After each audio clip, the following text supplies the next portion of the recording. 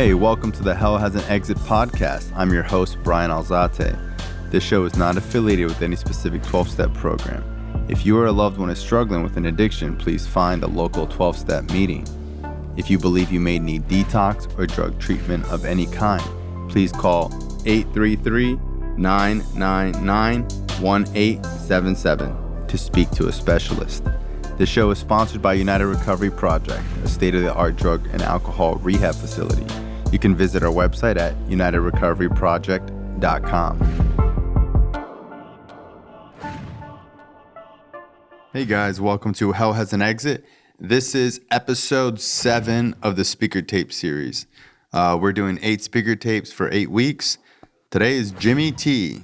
Jimmy T is somebody who changed my whole recovery. When I heard this guy speak, I had never heard him up until I heard him in person. And very well-known speaker from New Jersey. I had a year clean. He was speaking at the spiritual retreat in 2008. I had just got a year clean, 17 or 18 years old at the time. And I knew I wanted to be in recovery. I knew I wanted to stay clean. I wasn't sure if I was going to stay clean forever, but it was just where I needed to be at the time. I was living in the Just for Today, and I was at the spiritual retreat in the Keys of Florida.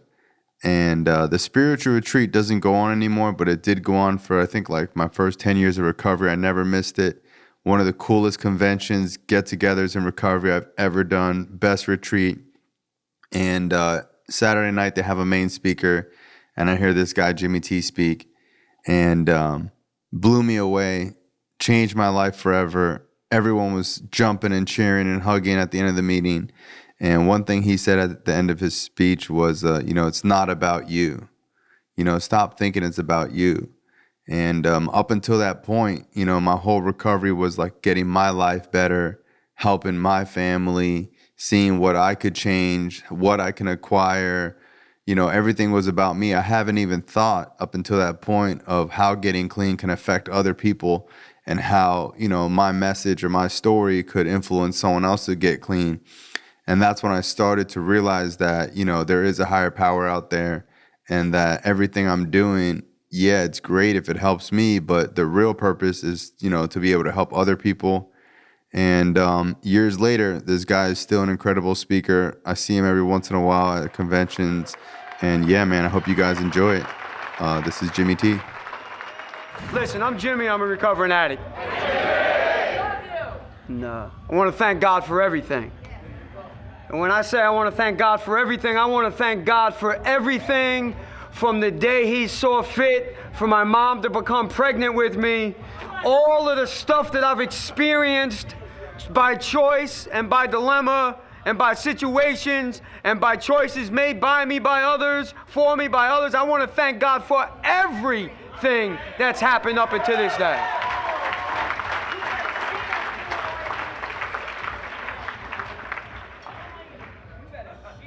And this might be the first time ever I'm actually going to need the microphone.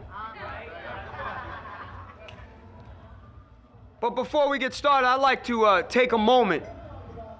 Just a moment, right? And I want you to invite your God, your higher power, the spirit, the force, whatever it is that helps you to stay clean on a daily basis. I would like to ask you to invite that God in, and I'll invite my God in. And then when it's all said and done, if you make a decision to applaud, that the applause will be for God's grace and not my message. So if we could do that, I'd appreciate it.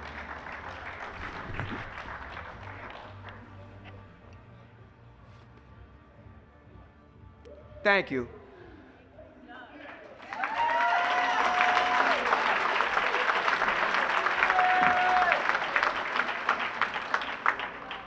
And I would like for everybody that's been involved in this convention since the day it was voted on to stand up so that you can get a round of applause for such the hard and wonderful work that you've done since God created the convention. Could you guys stand up, please?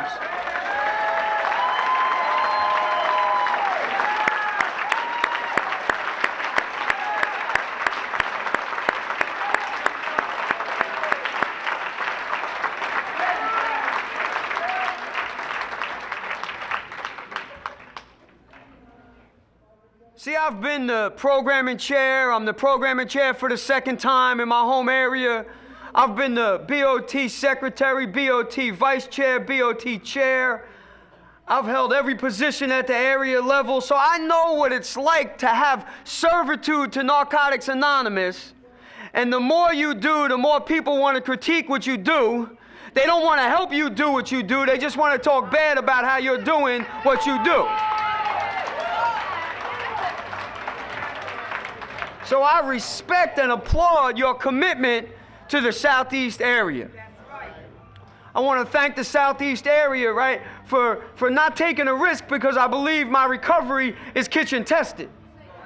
But I want to thank them for honoring me, right, for honoring me with the opportunity to be the very first ever Saturday night speaker.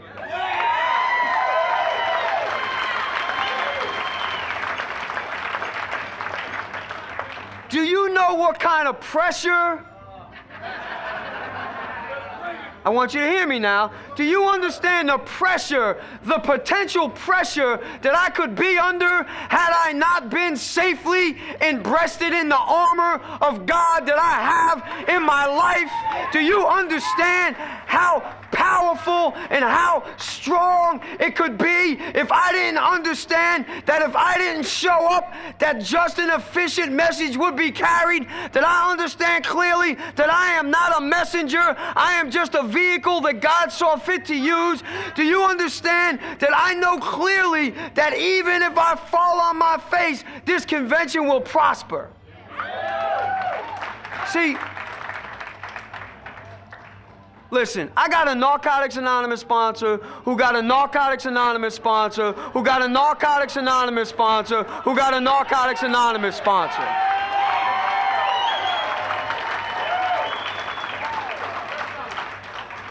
And you know what that means? That I got a Narcotics Anonymous sponsor. It doesn't make me better than someone who doesn't. What it does is it lets you know from the door that what I'm about to share is Narcotics Anonymous bred and born. Listen, I'm going to talk about me now. Our literature in the sixth tradition says that anytime we use literature or readings from outside the fellowship of Narcotics Anonymous, we're violating the very principle of Narcotics Anonymous. Anytime we use speakers from outside of Narcotics Anonymous, we're diluting the life-saving message. Our readings tell us that we are grateful to Alcoholics Anonymous, that we are grateful. But I want you to ask yourself a question. Do you understand that in 1935, God knew that alcoholism was killing people? But in 1953, he realized through his infinite wisdom that the addict, the one that shot dope and took pills, couldn't identify with the alcoholic who drank. So what God did, as our second tradition says, he created Narcotics Anonymous.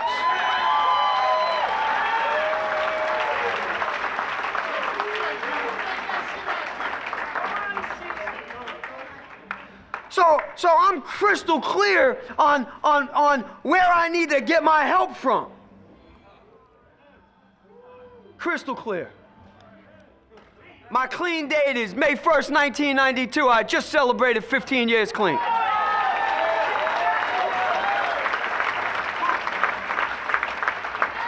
And I've seen a lot of clean time in the room, and I'm impressed. But not as impressed as I am by me having 15 years. Because don't none of y'all sleep with me. Check this out. I'm not as impressed as my wife is. Because she does got to sleep with me on most nights. But I have a home group. It's the Read and Recover group. We meet on 4th and Walnut, Tuesday nights, Roselle, New Jersey. It's a basic text meeting. We also have a beginners meeting in the back because we understand in the spirit of unity. We're celebrating unity this weekend. In the spirit of unity, that not everybody's open to the literature. So we have a meeting that they can go to until the fog starts to clear, and they can come out into the front meeting and get with book one in the basic text. See, because it's not about those of us who've gotten clean, that are going to stay clean, that want to work steps. It's about the addict that comes through the door behind us. Right? It's about that addict, the one that can't read and can't talk and smells funky. You know, the same one that you turn your back on now that you've been clean for 60 days now. You know that grimy, funky, skunky addict that walks through the door? Or how about this addict? How about the addict that comes through the door that couldn't stay clean? How about the addict that comes to NA and uses? And you forgot that you used to not come to NA and use. The book says they show a courage not their own.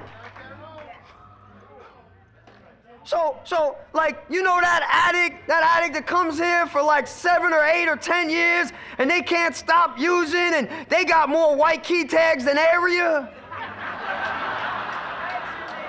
You know that addict? Do you know that addict that you say every time you see them walk through the door, they'll never get clean? Do you know the addict that I'm talking about? Do you have one that comes to your home group? Well, that was me. I came to Narcotics Anonymous in 1986. My clean date is 1992. For years, I came to meetings and used. I used and came to meetings. I came to meetings and used. I used and came to meetings. And people would make comments like, "Are you ready yet?"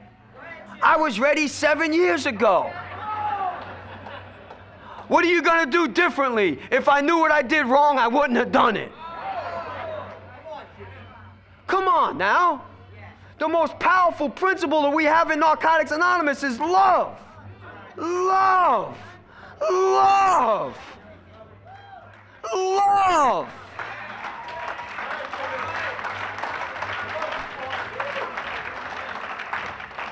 A simple loving hug can make all the difference to a confused and scared addict. I don't need to open the book to quote the book. I know the book. I bring the book, you know why? Because it's been habitual for me. I was taught early on to bring the book. I used to open the book and read the book and tell you about the book and share about the book and bring it into my life. Now I just bring the book because I like to bring the book because it's a comfort zone. I don't apologize for bringing the book because if you got an issue with people that read the literature and bring the literature to the podium, I want you to ask yourself a question. I want you to ask yourself if you went to the crack house without the pusher, the lighter, or the stem.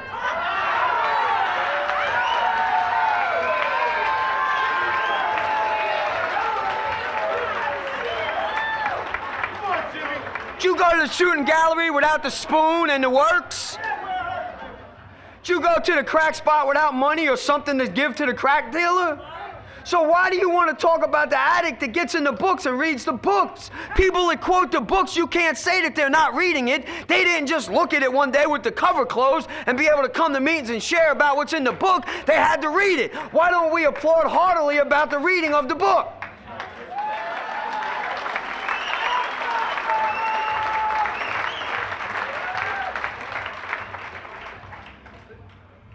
So listen, I got clean, man, and I had been around for years, so I knew the suggested readings. I knew what to say in meetings to get you to leave me alone. I knew to tell you I was all right. I knew to dress up the outside. And I remember that I got clean, man, and I got this sponsor, man, and this sponsor, like a lot of y'all know my story. Well, I'm just going to give you a quick synopsis of what happened when I first got here, and then I'm going to tell you where I'm at in my current phase of recovery, right? Listen, I came to Narcotics Anonymous. I went to my first meeting in 86. I went to my first treatment center in 87. I was in the treatment center. In the treatment center, they had H&I. I was there in a rehab on a Saturday night, and into the room came this cat, right? He was dipping.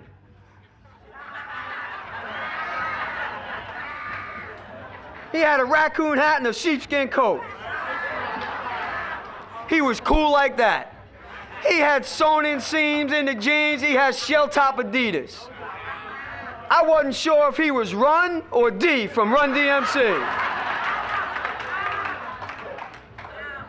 I'm going to tell you what I heard for 4 Saturdays in a row from this brother. If you want what we got, do what we do.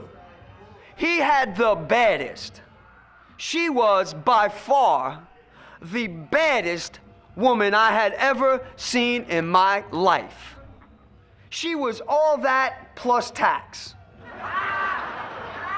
And all I heard this brother say was, if you want what we got, do what we do.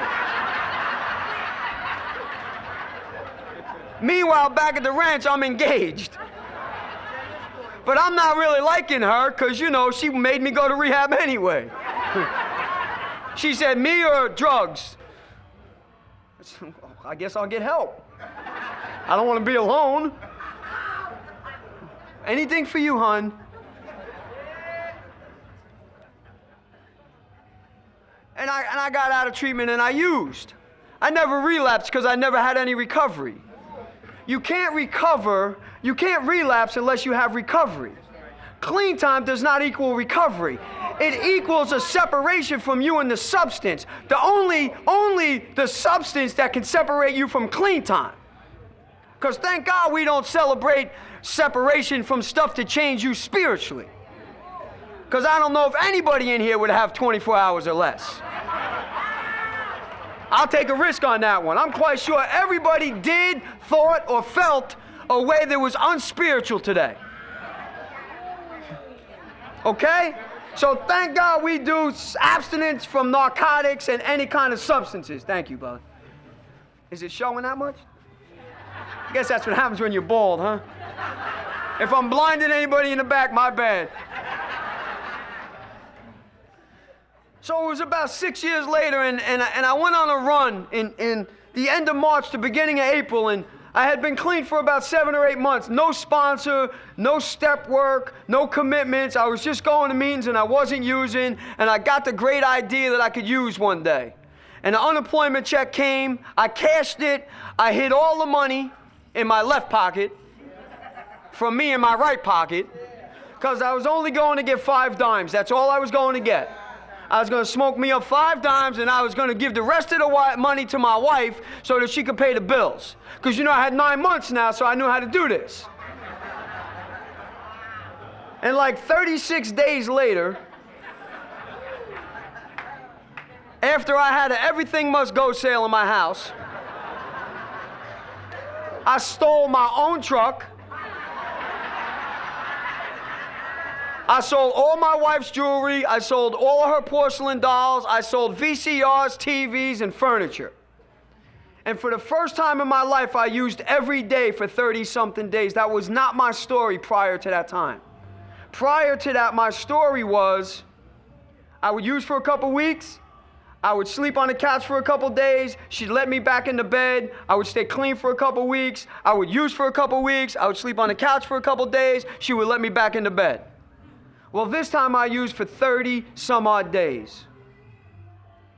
The last day that I used on April 30th, 1992, I was in Weequahic Towers in Newark, New Jersey. It was April 30th. Flashback to 1992. Tell me if you can remember what was going on April 30th, 1992. It was the Rodney King riots.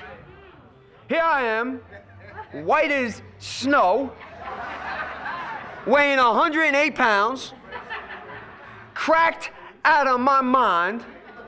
I do a hit. I run in the bathroom. I want the newcomer, right? I've seen a lot of newcomers in here tonight. I want the newcomer to understand that I didn't just get where I'm at. I did a hit. I ran in the bathroom. I counted. I had my fanny pack on. I counted what was in there. I counted my loot. I ran out of the bathroom. We were on the 7th floor in the projects. I looked out the window. I went, shh. They're coming up the building. The girl running the spot said, sit down. I said, all right.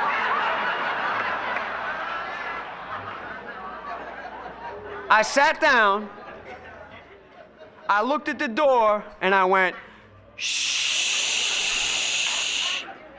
They're opening the door. She said, you got to go.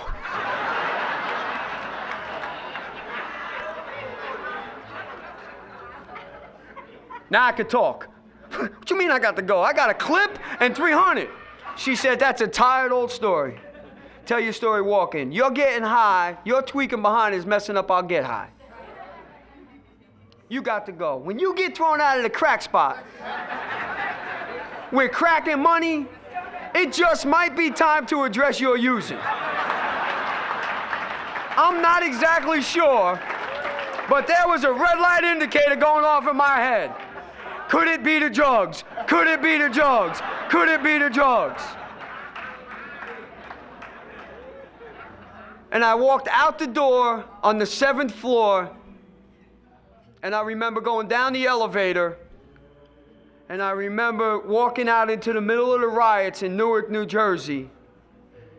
And even though I was in the middle of a horror at 108 pounds, crystal white, geeked out of my mind, nobody looked at me, nobody said a word to me, because I had already surrendered that I was never going to use again. I was already in protective custody. God had already blessed me with the opportunity to get clean again. I know you might not believe that, even if you've been here a long time, but that's my story, and I'm sticking to it. Now, I don't know what happened to the drugs and the money, but I remember getting into my house. And I haven't told this in a long time, but I want you to understand, newcomer, I want you to understand the power of the disease of addiction. I remember I got in the house, and I had nothing on me, no money and no paraphernalia, and I went in my bedroom, and I had stashed some money, or at least I think I did, I don't remember. But I think I stashed some money, and I went in the room, and when I opened the drawer, my wife said, "What are you doing?" "What you mean, what am I doing?" She said, "What are you doing?" I said, "I'm getting my money. What do you think I'm doing?" I was like 108 pounds. Eyes sunk in the back of the head.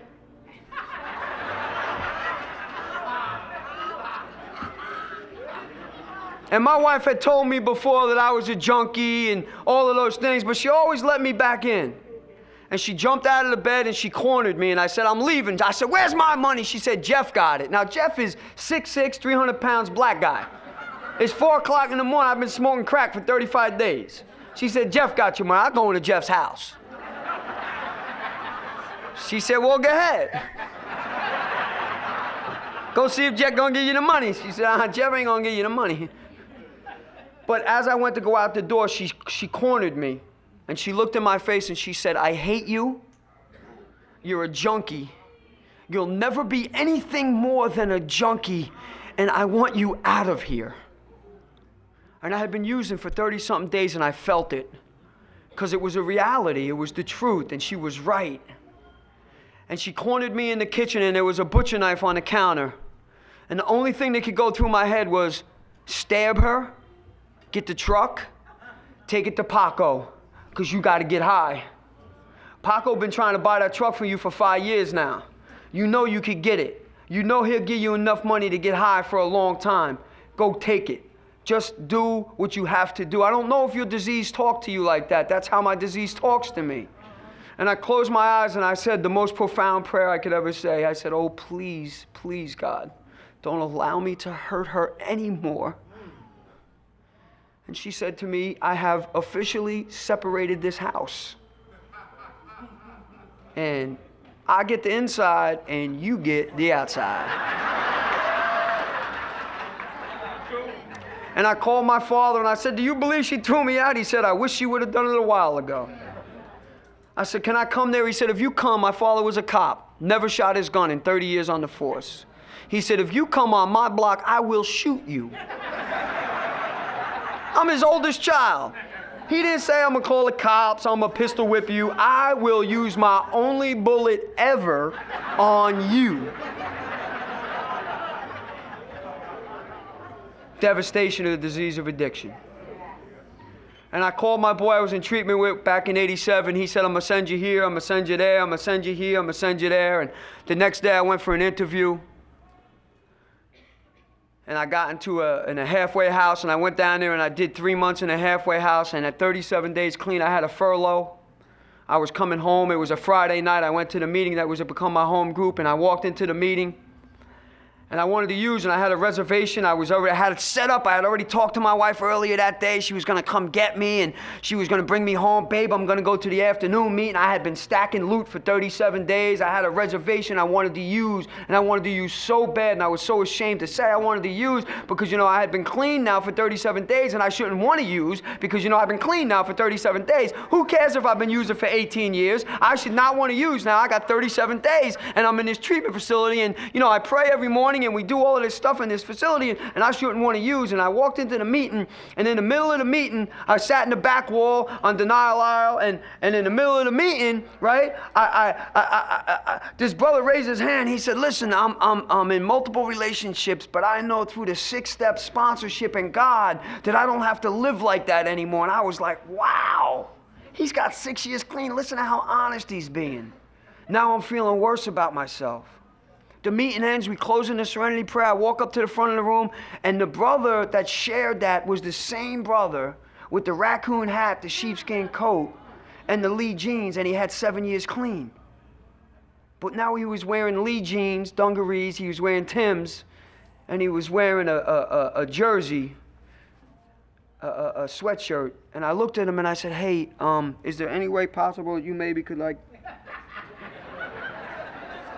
And he took his hand and he raised my chin up and he said, what is it, son? I said, is there any way that I think you could possibly maybe?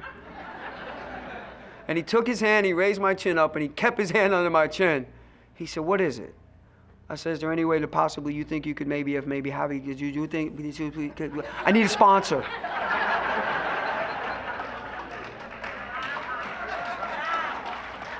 He said, I would be honored to sponsor you. And I was like, oh.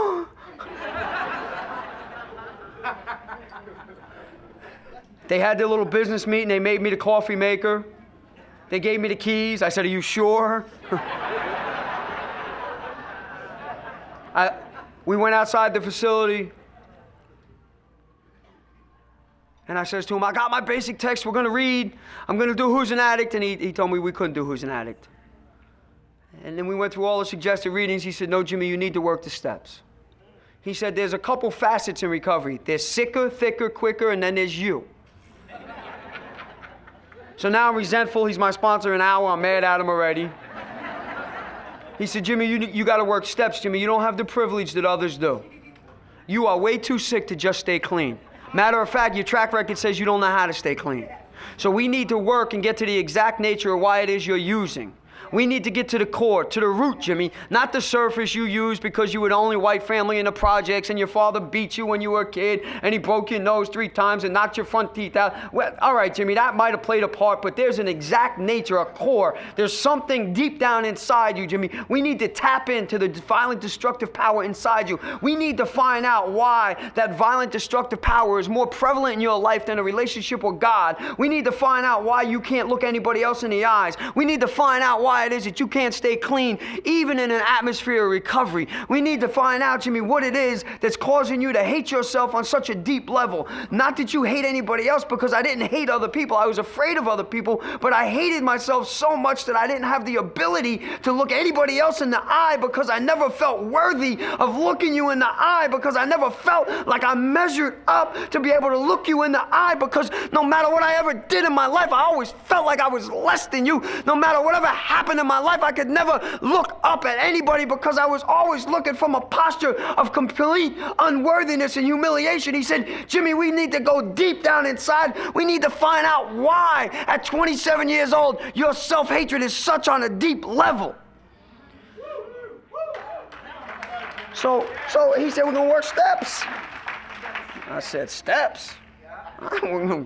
Steps?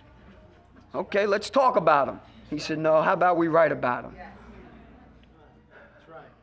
And that man guided me for 10.5 years clean, and he's a wonderful, wonderful man. He's a godly man who took nothing and made it into something. He's a wonderful man that worked me through the 12 steps 3 times. He sponsored me when I couldn't. He loved me when I couldn't like me. He cared for me when I couldn't care for myself. He held me when I couldn't hold myself. He supported me when I couldn't support myself. But at 10.5 years clean, he made a conscious decision to leave Narcotics Anonymous. Now I'm in a quandary. What do I do? Rena and I were talking about this before. Here I am, 10 and a half years clean. My sponsor leaves the fellowship. What do? Do you know who I am? You know, I'm speaking all over the country. Not any joker's gonna sponsor me. You gotta know a little something about a little something, you're gonna sponsor me.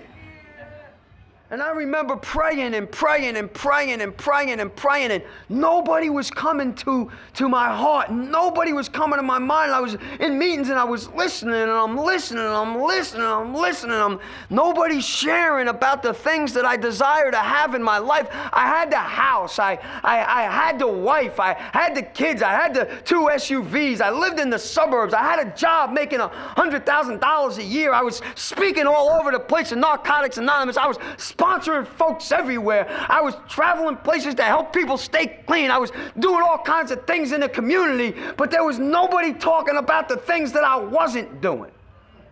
I wasn't hearing nobody with Clean Time sharing about the things that I wasn't doing. Like that I wasn't being a husband. Like that I wasn't being a father. That I wasn't being responsible in my household. That speaking was more important than raising my kids. I didn't hear nobody talk about those things. All I heard was glorification about standing behind the microphone and what a good feeling I would get and how you would applaud me when I would come up here and share and how people would stand in line for an hour. An hour after me running my mouth for an hour, you would stand in line for an hour to hug me, to tell me how much you love me. But when I did something at home, nobody was saying thank you.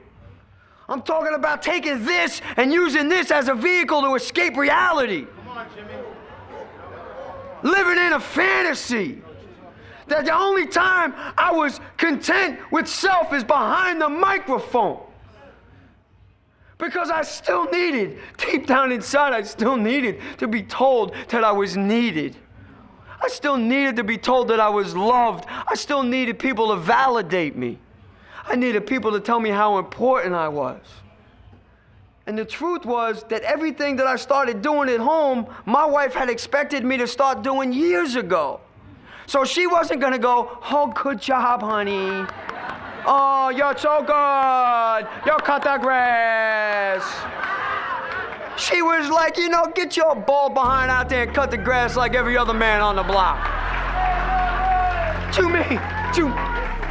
What do you mean you can't cut the grass because you're speaking in Southeastern Mass? I don't think so. Hey guys, want to talk to you about United Recovery Project. We're a state-of-the-art drug and alcohol rehab facility. We have 3 locations in Florida and 3 locations in California. Our facilities are state-of-the-art, luxury, and high-end. We do take most insurances. If you're struggling, I always tell people to go to a 12-step meeting, but some of us need an extra head start to give us a fighting chance. For those of you that do need this head start, that are detoxing, that do think you need to speak to a professional, please call 833-999-1877. We are working with most insurances. Even if you can't get into our treatment center, we will point you in the right direction. Please give us a call today. Once again, that phone number is 833-999-1877. So I remember I went, and at this time, right? At this time I was thinking, hear me now, 12-step member, read the 10 steps, says we get the privilege to think.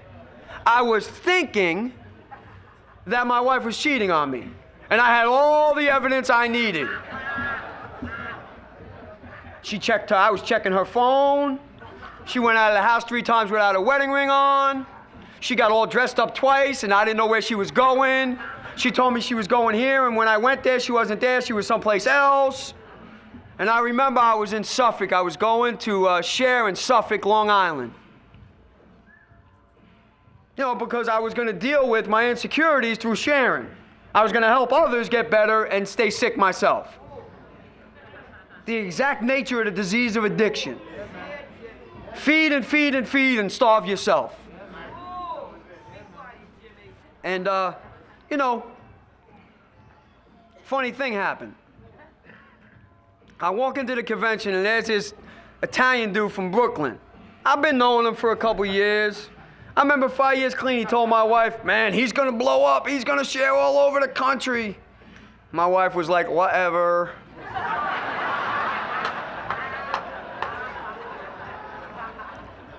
And I walk in, here's this Italian dude, and you know, we've been friends, we've been rapping at each other, we never really talked on the phone, and I see him, I hug him, he goes, how are you? I go, I'm good. He goes, you are such a liar. Who are you to tell me I'm a liar? You don't know me. He said, what's the matter? And I went, I think my wife's cheating on me, I think she's doing this, I think she's doing that, and I puked all over him. He went,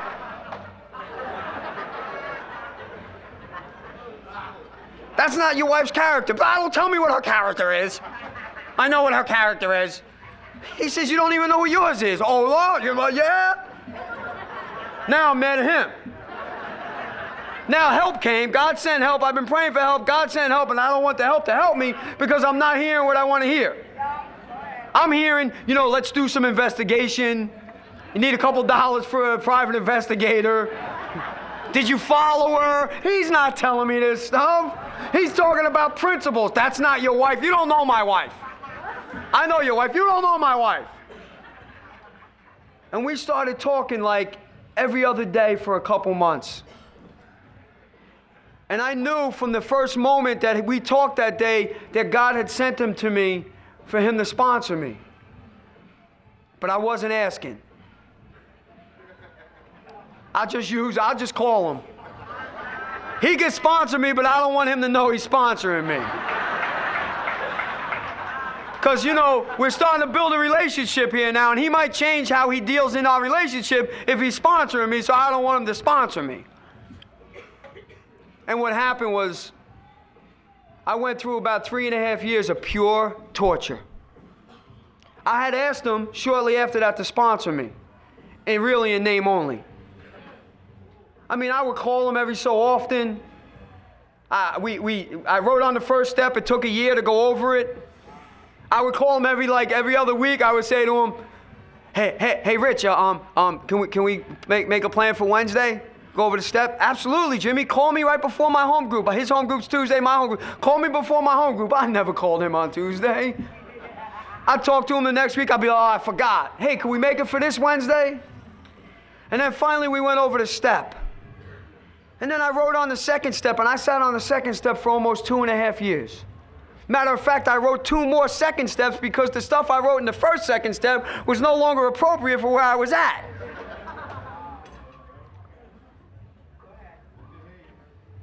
You know, and I guess about 7, 8, 10 months ago, my life took a transformation. Nothing happened. I just woke up one day and decided I didn't want to live my life like I was living my life anymore. And I started calling him regularly, and I started talking to him, and I started making a commitment with him, and then we went Finger Lakes, New York.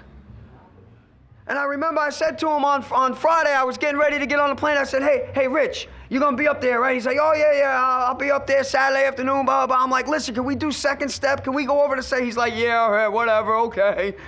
He just figured I was just running my gums. He was like, all right, whatever. So we get up there, and we're fellowshipping a little bit, right? And all of a sudden, it's like, I don't know, right after the banquet, and my first sponsor shares at the banquet, and I'm like, you know what, I need to build this relationship. So I go to him, I go, hey, Rich, can we do the step work? He goes, well, Alan's sleeping in the bed. I said, I don't care about Alan. He goes, for real? I said, yeah. He said, go get your step work. And I went and got my step work, and we went over the second step, and he asked me a question. He said, Jimmy, can I ask you a question? I said, yeah, go ahead. He said, do you feel like you don't have a good relationship with me? And I was like, absolutely, that's how I feel. He said, why is that? I said, I don't know, Rich, I just don't feel connected.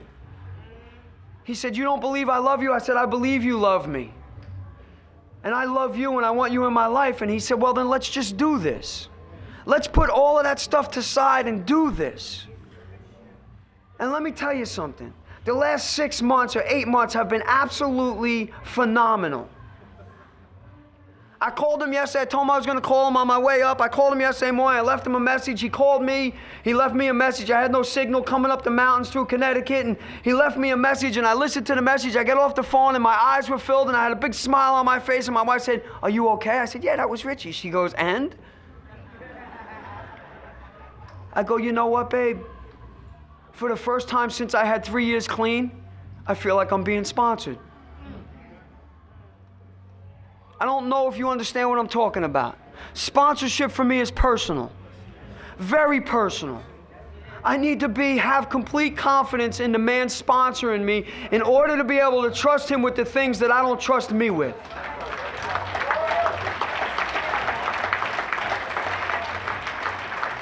I said to her, babe, do you know how I used to be when I got off the phone with Dre? And she would say, yeah, you would be like on fire. I said, well, I'm on fire again. And when Richie got here this morning, I grabbed him and I pulled him to the side and I said, hey, Rich, I want you to know that it's on and popping now. It's time. We're going to do this. I want to get better. I want to recover from the disease of addiction. See, I used to think, man, that when you were invited to come do main meetings, that you were just supposed to come up here and just share the hope. But the newcomer needs to know, even with 15 years clean, I still struggle with sponsorship. I still struggle with having one. I still struggle with being one. I still struggle with having people in my life. I still struggle with being loved. I don't allow people to love me like they want to love me because I'm afraid that if they really got to know me, listen, I'm afraid that if my wife got to know me, really got to know me, what my thoughts were, what my feelings are, how I see things, that she wouldn't love me anymore. But I need to tell you something. I've been with my wife 26 years. We've been together since we're 15 years old. We just celebrated 18 years married. I've never been with another woman. She's never been with another man.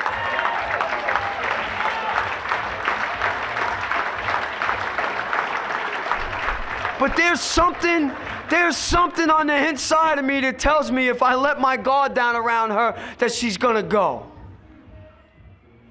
I had a wonderful time at dinner. I didn't even want to share after sitting at dinner and sharing with Rena and the people at the table because I was just talking about what's happened in my life. I want to talk about, listen, I want to just bring you back for a minute and then I don't know where my time is at, but listen. At 6 months clean, I called my sponsor. I said, hey, listen, Dre, I don't really like her. He said, who? I said, my wife. He said, she probably don't like you either. I said, hey, listen, I think I want to leave. He said, I got an idea. I said, what's that? He said, how about if we do the fourth step before you leave? Why don't we identify the problem before you run away from what's the potential solution? So I hung up the phone. I got a resentment. I'm mad at him because I thought he was going to tell me it's okay, you should leave, you know, all of that. And what happened was, it was Christmas Eve, and I'm not trying to offend nobody. We exchanged our gifts on Christmas Eve. She handed me this little package, and when I opened this package, it was a little white thing with a plus and a minus sign, and the plus sign was blue. I thought, in my raging self-obsession, that she was giving me a remote control for my truck. I went to the window and I went,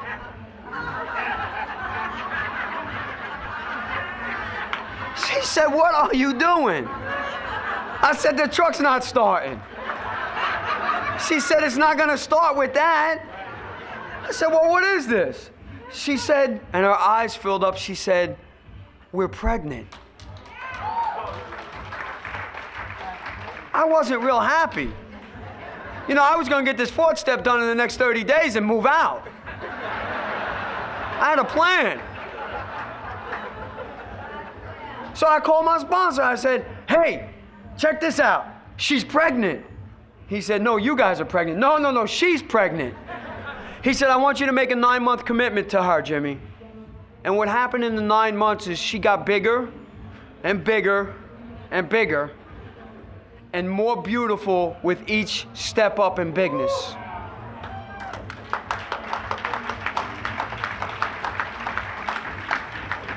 From the little girl at 15 years old with big boobs that I fell in love with because she had big boobs.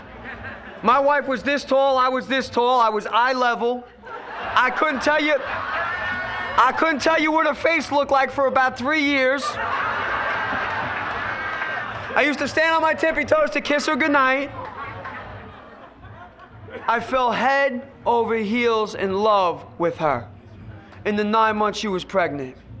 And I made a commitment for the rest of my life to God that I would never do anything to harm this woman.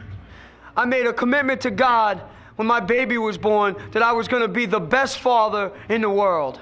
That I was going to be hands down the best dad. That I wasn't going to be the dad my dad was. That I wasn't going to be a violent drunk. I wasn't going to be a violent man. I wasn't going to belittle my kids. I was going to build my kids up. I was going to lift my kids up. I was going to get my kids a relationship with God. I was going to introduce them to a God and allow them to choose whatever path they chose to go on. But that I wasn't going to be like my father. And early in recovery, when my daughter was around, early on, I was incapable of doing that stuff because I hadn't done enough work on myself, so I just came to meetings and I just hid. But I want to tell you something, man. She's sitting over there.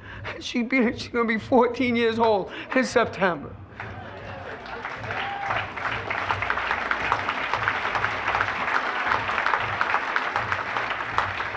And if she stood up right now and went like this with her hair, you would be like, oh my God, Jimmy. With boobs.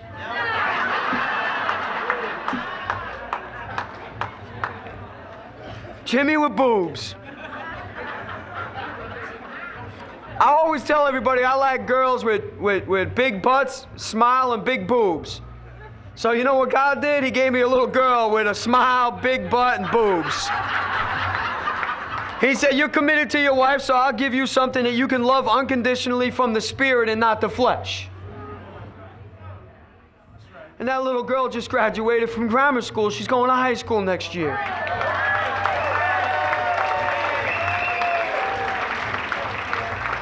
And she's not just going to any high school, she's going to a special high school. She's a dancer. She's been dancing since she's 3 years old. She's going to a special dance art high school. A dance arts high school that sends kids to schools like NYU and the Rutgers Dance Academy. Sends kids to Juilliard and places like that. And she got into that school not because of anything I did, but more because of things that I didn't do. Because I didn't address the behavior. What I've started to do with my children is I'm starting to address their heart. It's not about addressing their right and wrong behavior. It's about addressing their heart. It's about asking them questions like, not why did you do that, but would that be pleasing to God? Not would that be pleasing to Jimmy, to Daddy? Would that be pleasing to God? The way you just spoke to your mother, would that please God? The way you just spoke to your sister, would that please God? Because what I need to do is I need to address her heart. Because if I can get her heart in a spot where she can love God and love others, then all the behaviors that the violent, destructive power has will be rendered helpless.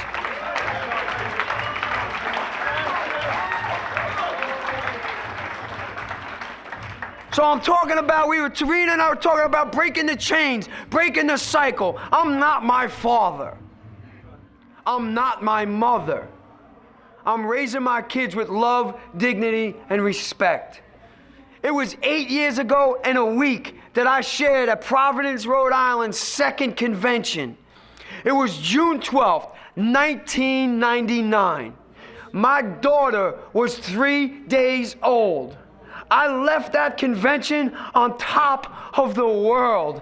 I felt like no matter what happened to me, I would be all right. And because I felt that way, and because I made a commitment in my relationship with God, God said, oh, so you think that your good sharing behind is free from any kind of trauma. Oh, so you think that you're not going to be tested so that you can pass the test, so that you can not just be a verbal, but a visual testimony to the power of God and Narcotics Anonymous. Because on July 3rd, they put her in the hospital with 106 fever. They put every tubes in every orifice of her body. She had an incurable, or so the doctor thought, incurable blood virus. She had a spinal tap at 3 weeks old. She was given last rites 3 times in the hospital. I did not use.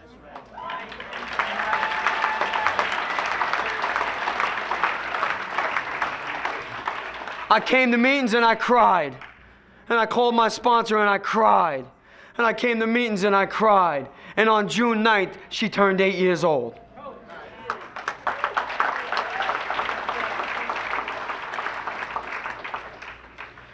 And my daughter, that's sunshine. That's Sunshine. I sang Sunshine to her in the hospital every day. I was working 14-hour days, and I would leave my job, and I would go home and shower, and I would go to the hospital, and I would stay up all night holding my wife's hand and singing to Haley, "Sunshine, my only sunshine, please don't take my sunshine away." And when the doctor said she's got no hope, I said, "You're not God."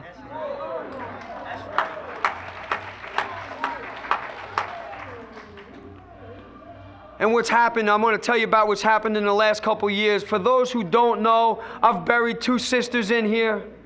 I buried a 17-year-old sister who died in a car accident my mother was driving. I buried a 37-year-old sister who I helped get clean about 5 years ago. She got clean in Jersey City where we grew up. I got her to meetings. I got her a sponsor. I got her a network. People would take her to work. They would pick her up from work. They would help her get clean. They helped her get her act together. She moved to Arizona by my folks. She started running the game again. And on April 15th of 2005, right, her insides burst from overuse of narcotics. So I've buried 2 sisters. I have a brother that I helped 8 months ago get into treatment. He was strung out. I sponsor a man in California. He knows he's got a sponsee that runs a treatment facility. They got my brother into the treatment facility. He stayed clean for 90 days. He told them he knew what to do. He was going home. He went home. He stayed home for a couple months. He used. My mother makes comments to him like, "Why don't you go to meetings? Why don't you read the book? Why don't you work the steps?" And my brother says to her, "'Cause I'm not Jimmy. He's sick, I'm not." And I just pray for him. I don't want to bury another family member. I don't want to have to bury another brother. And in the last 2 years, I've made a complete, full, in-fledged commitment to my wife and my daughters. I don't share anymore. I don't go places. If I go 3 places a year, I go a lot. Some people say I'm being indignant and self-righteous. Some people say I'm being selfish.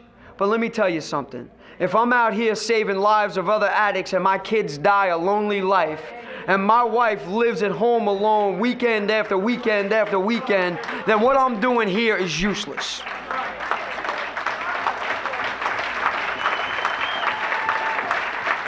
If I'm not home, where I made a commitment to my daughters 2 years ago that I would never miss another dance competition. I've missed one in the last 2 years. I had an opportunity to go Ocean City, Maryland, and speak and do one of the main meetings with my old sponsor. He was doing Saturday night, I was doing Sunday morning, and I sat my wife and my daughters down and I said, "Here's the opportunity I have. You know I want to go. Is it okay?" And my oldest daughter said to me, "Is it for Dre?" And I said, "Yeah, baby, it's for Dre." She says, "Then you can go." My wife said, "Absolutely, babe. I know that you've always wanted to do that." Now I just have one more dream. I just want to share with my current sponsor. Richie, I love you to death, man. I'm so grateful that God saw fit to put you in the right place at the right time to save an addict who was carrying a message but was dying on the inside. And you had enough love within you to love me right where I was, and I'm indebted to you forever. And our relationship, I hope, just gets better. I don't know if it can. I don't know if it can get any better than it is right now, because I think it's at the best of all time. But I want it to get better. I want to grow spiritually. Listen, my life is not what it used to be. I don't do service work like I used to do. I don't make 7 meetings a week. I make 2 to 3 meetings a week. I live my life by principle. I live my life by doing things that would please God and not would please man. I don't live my life so that you can be happy. I live my life so at the end of the day, my legacy will be a man of God who raised and treated his family with love, dignity, and respect. I went to an anniversary. I celebrated 15 years, and a very good friend of mine's wife celebrated 11 years. And I want to tell you the power of Narcotics Anonymous. We go, and I go to this anniversary. It's a Monday night, and we walk in, right? And we sit down, and this little young girl, She looked like she was about 17 years old. She comes and she sits in the meeting and she sits right next to my Ashley. Because Ashley went with me. She wanted to see Shelly celebrate. She sat next to Ashley and she says to Ashley, "Hi, how you doing? My name's Amy. I'm a newcomer. I use and I'm just coming back." And Ashley looks over at her and Ashley says, "Oh, welcome." And she gave her a hug. She says, "Hey, listen, you need to get a sponsor and a best friend."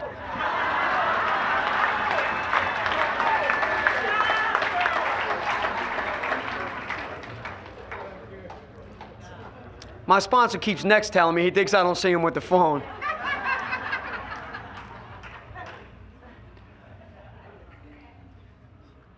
When Mike called me, and thank you, Mike, and Brendan, I didn't even know you were the programming chair. I thought it was Mike and Sean. Sean was like, "Did you meet Brendan, the programming chair?" I'm like, "The programming chair for where?" He's like, "For the convention." I go, "I thought Mike was the chair." He's like, "No, I'm the vice chair. Brendan's the chair." Mike called. I'm like, "Whatever." Okay. Brendan, thank you. I want to thank you guys. Listen, I don't know if I did what you guys expected me to do. I don't know if I came and lived up, right?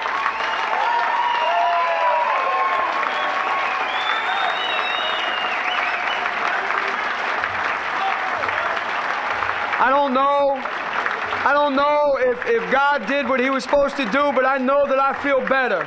Listen to me. Listen to me. We lost a soldier this week. We lost a soldier. We lost Ernie A. this week, a.k.a. Khalees.